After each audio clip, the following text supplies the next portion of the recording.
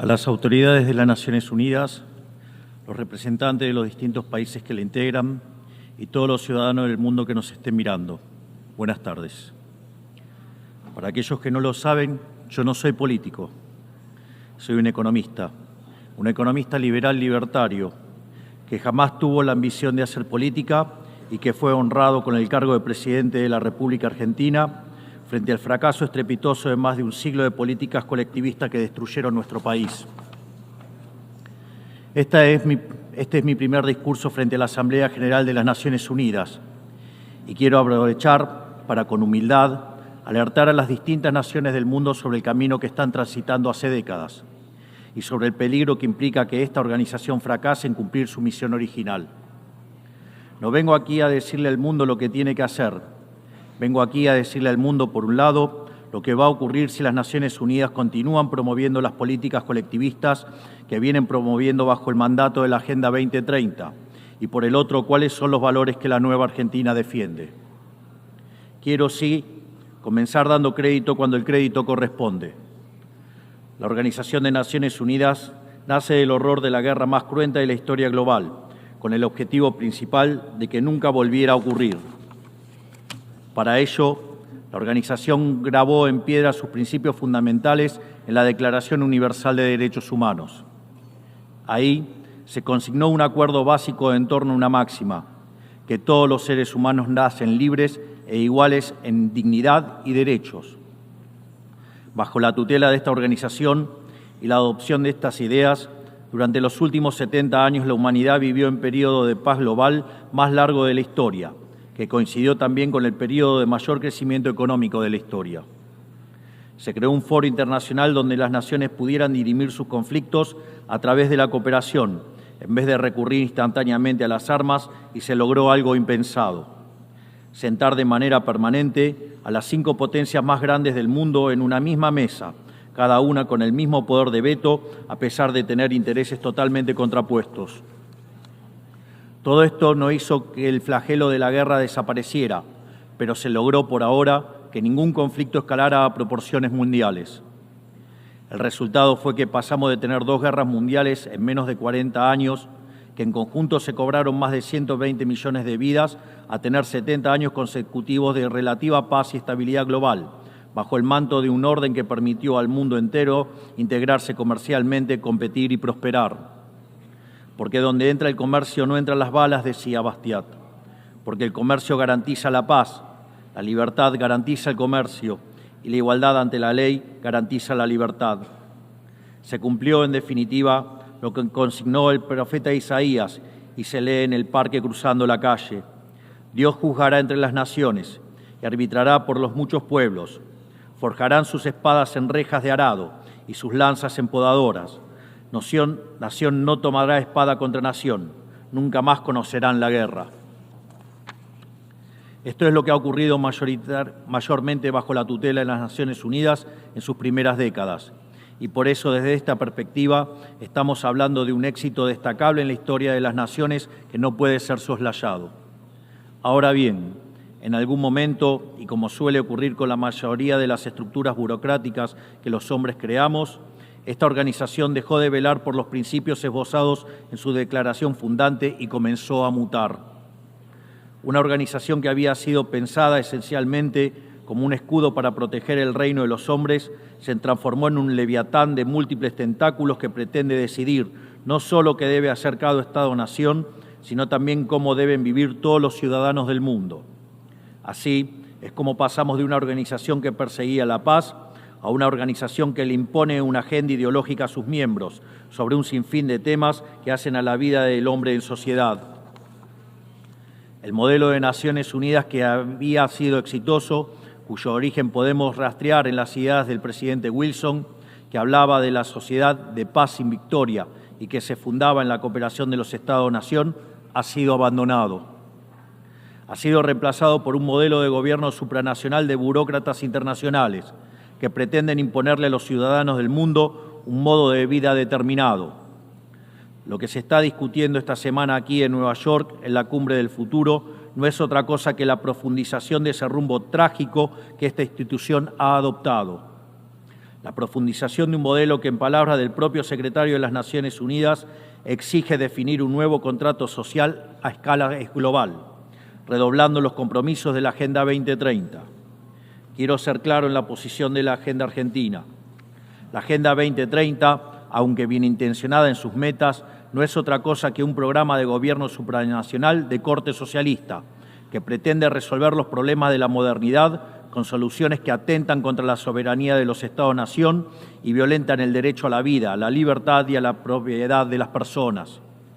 Es una agenda que pretende solucionar la pobreza, la desigualdad y la discriminación con legislación que lo único que hace es profundizarla. Porque la historia del mundo demuestra que la única manera de garantizar la prosperidad es limitando el poder del monarca, garantizando la igualdad ante la ley y defendiendo el derecho a la vida, a la libertad y a la propiedad de los individuos.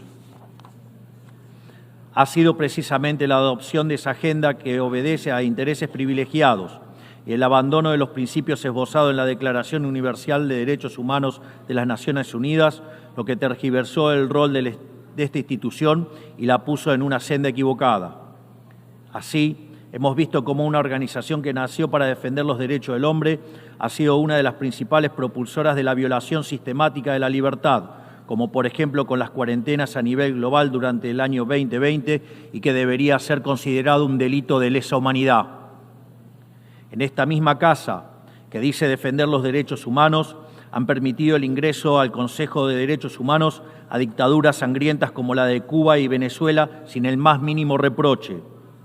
En esta misma casa, que dice defender los derechos de las mujeres, permite el ingreso al Comité para la Eliminación de la Discriminación contra la Mujer a países que castigan a sus mujeres por mostrar la piel. En esta misma casa, sistemáticamente, se ha votado en contra del Estado de Israel, que es el único país de Medio Oriente que defiende la democracia liberal, mientras se ha demostrado en simultáneo una incapacidad total de responder al flagelo del terrorismo. En el plano económico, se han promovido políticas colectivistas que atentan contra el crecimiento económico, violentan los derechos de propiedad y entorpecen el proceso económico natural, llegando a impedirle a los países más postergados del mundo gozar libremente de sus propios recursos para salir adelante. Regulaciones y prohibiciones impulsadas precisamente por los países que se desarrollaron gracias a hacer lo mismo que hoy condenan.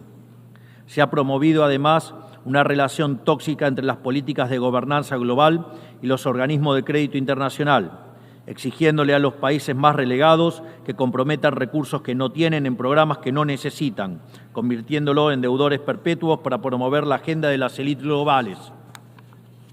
Tampoco ha ayudado el tutelaje del Foro Económico Mundial, donde se promueven políticas ridículas con anteojeras maltusianas, como las políticas de emisión cero, que dañan sobre todo a los países pobres, a las políticas vinculadas a los derechos sexuales y reproductivos, cuando la tasa de natalidad de los países occidentales se está desplomando, anunciando un futuro sombrío para todos.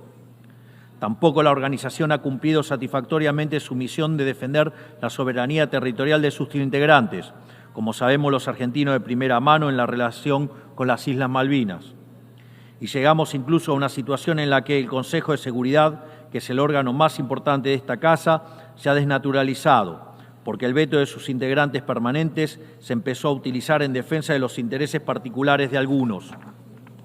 Así estamos hoy, con una organización impotente en brindar soluciones a los verdaderos conflictos globales, como ha sido la aberración y aberrante invasión rusa a Ucrania, que ya le ha costado la vida a más de 300.000 personas, dejando un tendal de más de 1 millón de heridos en el proceso. Una organización que en vez de enfrentar estos conflictos invierte tiempo y esfuerzo en imponerle a los países pobres que cómo y deben producir, con quién vincularse, qué deben comer y en qué creer, como pretende dictar el presente pacto del futuro.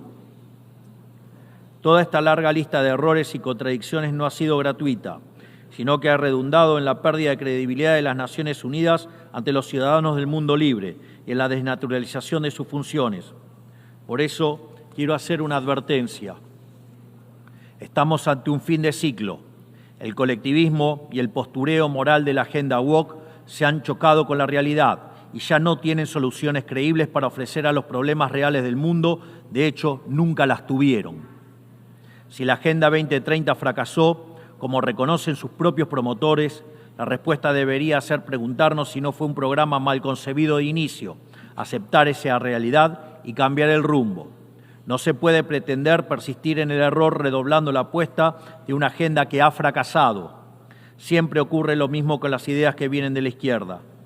Diseñan un modelo acorde a lo que el ser humano debería hacer, según ellos, y cuando los individuos libremente actúan de otra manera, no tienen mejor solución que restringir, reprimir y coartar su libertad. Nosotros en Argentina ya hemos visto con nuestros propios ojos lo que hay al final de este camino de envidia y pasiones tristes. Pobreza, embrutecimiento, anarquía y una ausencia fatal de libertad. Todavía estamos a tiempo de apartarnos de ese rumbo. Quiero ser claro con algo para que no haya malas interpretaciones. La Argentina, que está viviendo un proceso profundo de cambio en la actualidad, ha decidido abrazar las ideas de la libertad. Esas ideas que dicen que todos los ciudadanos nacemos libres e iguales ante la ley, que tenemos derechos inalienables otorgados por el Creador, entre los que se encuentran el derecho a la vida, a la libertad y a la propiedad. Esos principios que ordenan el proceso de cambio que estamos llevando adelante en la Argentina son también los principios que guardarán nuestra conducta internacional a partir de ahora. Creemos en la defensa de la vida de todos. Creemos en la defensa de la propiedad de todos.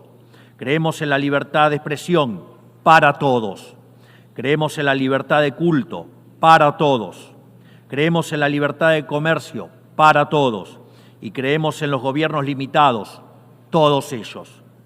Y como en estos tiempos lo que sucede en un país impacta rápidamente en otros, creemos que todos los pueblos deben vivir libres de la tiranía y la opresión, ya sea que tome forma de opresión política, de esclavitud económica o de fanatismo religioso. Esa idea fundamental no debe quedarse en meras palabras, tiene que ser apoyada en los hechos, diplomáticamente, económicamente y materialmente, a través de la fuerza conjunta de todos los países que defendemos la libertad.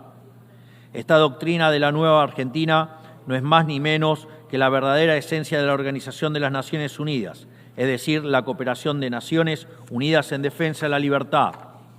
Si las Naciones Unidas deciden retomar los principios que le dieron vida y volver a adaptar el rol para la que fue concebida, cuente con el apoyo inclaudicable de la Argentina en la lucha por la libertad.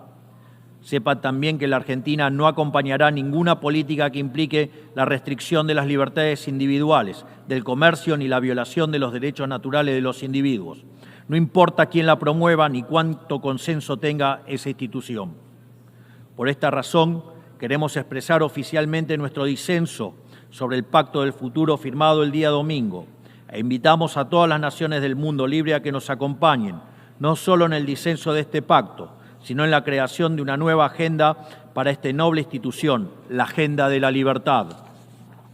A partir de este día, sepan que la República Argentina va a abandonar la posición de neutralidad histórica que nos caracterizó y va a estar a la vanguardia de la lucha en defensa de la libertad. Porque, como decía Thomas Paine, aquellos que desean cosechar las bendiciones de la libertad deben como hombres soportar la fatiga de defenderla. Que Dios bendiga a los argentinos y a todos los ciudadanos del mundo y que las fuerzas del cielo nos acompañen. ¡Viva la libertad, carajo! Muchas gracias.